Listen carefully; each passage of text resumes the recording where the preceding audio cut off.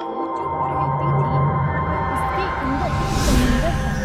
आज वो जब खुद से मिली तो उसके अंदर का वो समंदर शांत हो गया। जब तुम अपनी खुद की कहानी सुनना शुरू करोगी तो दुनिया खुद ब खुद तुम्हें सुनने लगेगी। कभी किसी को देखा है जो भीड़ में खामोश खड़ी हो, उसकी आंखें बोलती हो। वो आंखें बताती हैं कि उसके अंदर एक पूरा समंदर है, जिसमें जज्बात की लहरें, यादों के पत्थर हैं और उम्मीदों की एक छोटी सी रोशनी भी है। आज हम उसकी कहानी सुनेंगे, वह कहानी जो शायद तुम्हारी भी हो सकती है। कहानी का पहला भाग आता है, उस कहानी की पहली परत, टूटना। वो सुबह उठती है, चेहरा आईने में देखती है, पर वहाँ जो चेहरे पर किताबों की तरह उलझा हुआ भाव दिखता है, वो किसी को नहीं दिखती। समाज ने उसे सिखा दिया कि दिखाना जरूरी है, पर उसने बड़ी नाजुक पर ठंडी हिम्मत से यह नसीहत तोड़ दी। घर की बातें, रिश्तों की उम्मीदें, काम की भीड़ और सब कुछ आज उसे बोझ लगने लगा, पर उसने टूट कर भी अपने टूटने की तारीफ किसी से नहीं की। वह भीतर ही भीतर खो गई। किसी ने कहा, ये तो शर्मिंदा सी लगती है। किसी ने कहा, थोड़ी और खुश हो जाओ, दूसरों को दिखाया करो तुम खुश हो। पर वह जानती थी, खुशी तभी असली है जब वो अंदर से उठे, न कि किसी के फ्रेम के लिए जबरदस्ती मुस्का कर उसकी मुस्कान बने सिर्फ तस्वीर के लिए।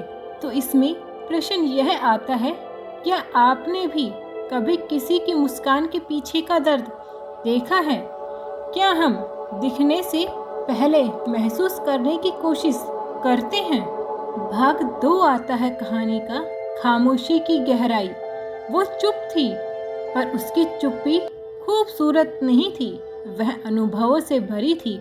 उसने देखा कि चुप्पी में भी आवाज़ होती है। किताबों से मिलने वाली समझ, रात के समय सुनाई देने वाली अपनी धड़कन और अपने आप से होने वाली बातें। उसने जाना कि हर चीख को आवाज़ बनने की ज़रूरत होती है। कभी कभी एक सुकून भरी सांसें काफ़ी होती है।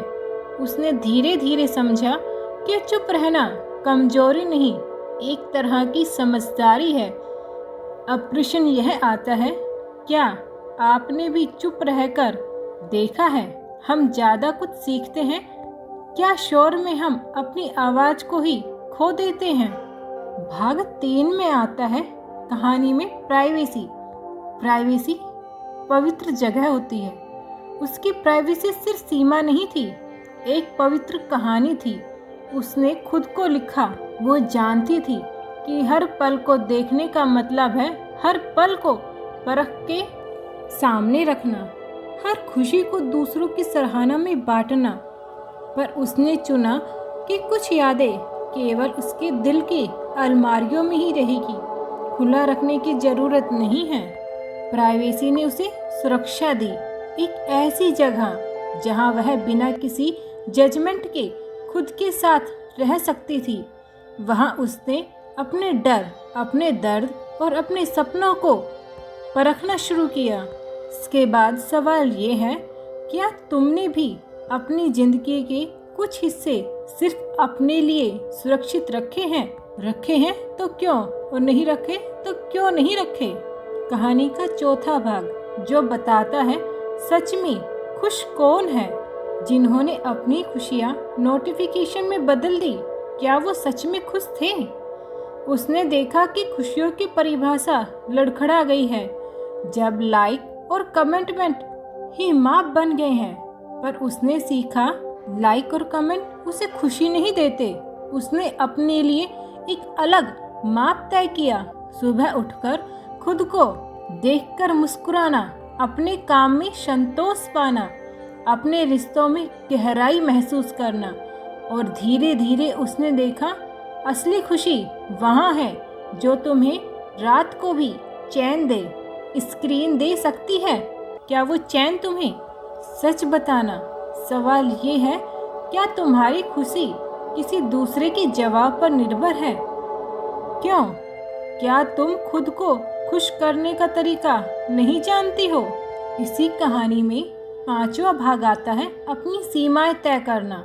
उसने सीखा कि ना कहना भी एक कला है। लोगों को क्यों नहीं को सुनना आसान था, पर अपनी हदें बनाना भी मुश्किल था। उसने ना कहा छोटे छोटे कामों से, बुरी बातों से और उन रिश्तों से जो सिर्फ उसे दिखावे के लगते थे। इस ना में एक नई आज़ादी सी थी, जिसे बोलकर वो कई बंधनों से आज़ाद हुई। से उसके हाथ की हथकड़ियाँ ही खुल गई हो। हर ना ने उसे थोड़ा और अपने पास लिया। अब प्रश्न यह है, क्या आप भी कभी किसी को ना कहकर खुद को बचा पाई हैं? क्या आप उसे अपनी ताकत मानती हैं या कमजोरी? इसी कहानी का 6वां भाग है सच्चे रिश्तों का मोल। जो रिश्ते जो स्क्रीन पर चमकते हैं असलियत में खाली थे, पर कुछ रिश्ते ऐसे भी थे बिना शब्द के समझने वाले। उसने ऐसे रिश्तों को चुना जो रात में कॉल पर थोड़ी देर बात करते थे, जो मुश्किल वक्त भी उसके पास थे, जो दिखने के लिए नहीं बल्कि निभाने के लिए होते थे। वो समझ गई कि असली रिश्ते दिखावे के नहीं, निभाने से बनते हैं। अब प्रश्न यह है, क्या तुमने भी रिश्तों को कभी कैमरे के लिए नहीं बल्कि दिल के लिए बचाया है? वह रिश्ता तुम्हें सिखाता क्या है और क्या तुम उस रिश्ते में खुश हो? भाग 7 बताता है आत्मसम्मान और सुरक्षा। उसने अपनी सुरक्षा की और अपने आत्मसम्मान को प्राथमिकता दी। उसने जाना कि उसकी तस्वीर या उसकी पहचान किसी हवाले नहीं की जा सकती। उसने अपनी सीमाएं बनाई, लोगों के कमेंट को दूरी सिखा दी। यह कोई डर नहीं था, वह थी समझदारी। वह समझदारी जो असल में आत्मसम्मान देती है। क्या आपकी सुरक्षा और सम्मान के बीच में भी टकराव हुआ है? हाँ हुआ है, तो बताइए किसको आपने प्राथमिकता दी और दी तो क्यों? भाग 8 आता है खुद से मिलने की शुरुआत। धीरे धीरे उन रातों में जब वह अकेली होती थी तो अपने आप से बात करने लगी। पहले तो वो कटु थी, फिर दया से भर गई। उसने पुराने जख्मों को देखा और समझा कि उन्होंने तो किसी तरह उसे बनाए रखा है। उसने खुद से पूछा, क्या मैं वही हूँ जो मैं होना चाहती थी? और हर सवाल के साथ उसने एक पुरानी चीनी खोली। चीनी का मतलब है यहाँ मिठास भरी याद खोली और एक नया पहलू पाया। खुद से मिलने की पहली राह छोटी थी, एक कप चाय, एक किताब और एक सादा वॉक। पर ये 2 छोटे छोटे काम उसकी जिंदगी में बड़े बदलाव लाए।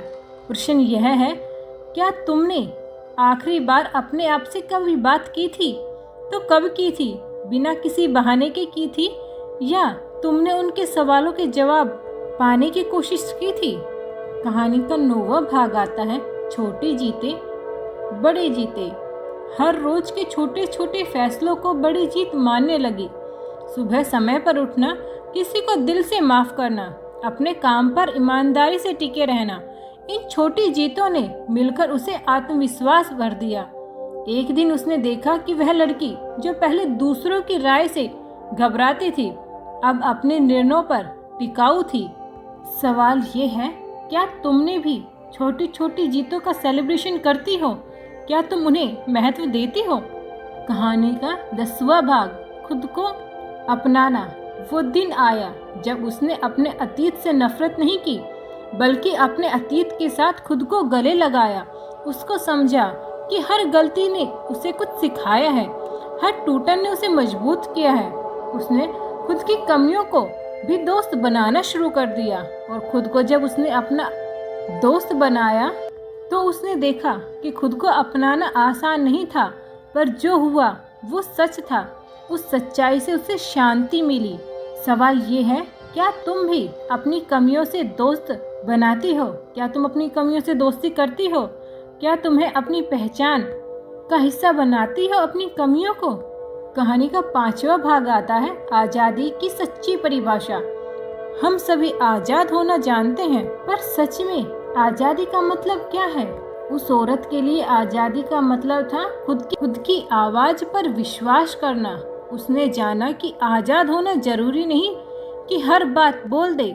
असली आज़ादी अपनी जीवन चुनौतियों को अपनी शर्तों पर जीना है। उसने हर दिन खुद से एक छोटा सा वादा किया, मैं अपनी खुशियों के लिए जिंदा रहूंगी, किसी की तारीफ के लिए नहीं। तो मेरी बहनों, तुम्हारे जीवन में आज़ादी का मतलब क्या है? क्या तुम उसे जी रही हो? क्या तुम खुश हो? भाग 12, दूसरों की नज़र में खुद की नज़र तक। जब वह पहले दूसरों की तारीफों के पीछे भागती थी तब उसकी नज़र उसके आईने पर थी, पर अब उसने अपनी नज़र खुद पर रख ली। उसने खुद को अपनी मेहनत, अपनी ईमानदारी और अपनी संवेदनशीलता के साथ देखना शुरू किया। दूसरों की नज़रें धीरे धीरे मायने खोने लगी, क्योंकि उसकी खुद की नज़र अब उसे खुद को ढूंढने लगी थी। क्या तुमने भी दूसरों की नज़र में जीने के लिए, उन्हें दिखाने के लिए खुश हो, या अपनी नज़र से अपने आप में खुश हो? क्या फ़र्क पड़ता है जब आप अपने लिए खुश होती हो? भाग 13, एक नई शुरुआत। अब उसकी सुबह एक अलग सी थी। हवा में एक अलग सुकून था। वह अपने लिए सपने देखती थी, छोटे छोटे ही भले पर वास्तविक थे।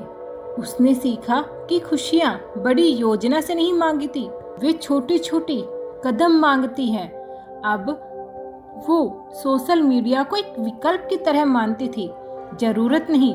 उसने उसे अपने जीवन के सेंटर से सोशल मीडिया को हटाने की कोशिश करने लगी, क्योंकि उसने देखा कि सोशल मीडिया उसे मोटिवेशन भी देता है तो वो कहीं ना कहीं उसे रुकावट भी बनाता है।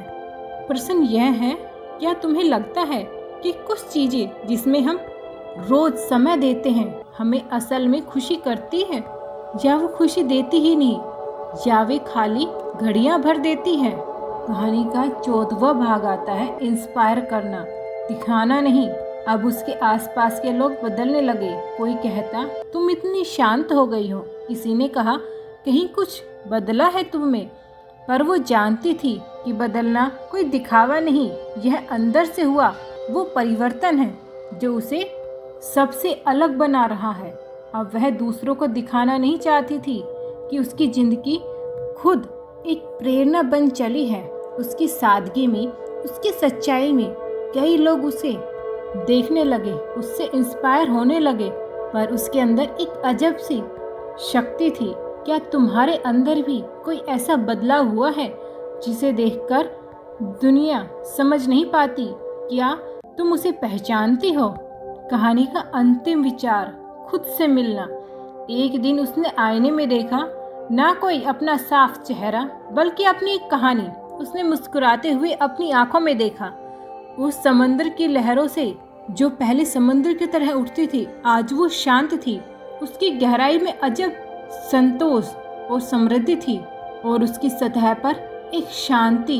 उसने महसूस किया कि खुद से मिलना एक क्रांति है, धीरे धीरे, बिना शोर के, पर हमेशा के लिए। अगर तुम भी कहीं खो सी गए हो तो जान लो, लौटने की राह सिर्फ तुम्हारे भीतर है। खुद से मिलो, उसको सुनो, अपनी प्राइवेसी को, अपनी सीमाओं को, अपनी छोटी छोटी जीतों को समझो, और धीरे धीरे देखो, दुनिया वही तुम्हें अपनाएगी जो तुम खुद हो। और आज की वीडियो में मेरा अंतिम प्रश्न यह है, क्या तुम आज से खुद से मिलने का फैसला करती हो? क्या तुम खुद से एक वादा करती हो, थोड़ी दया, थोड़ी सच्चाई और थोड़ी ईमानदारी के साथ, और एक रोज छोटा सा कदम अपनी तरफ बढ़ाकर? अगर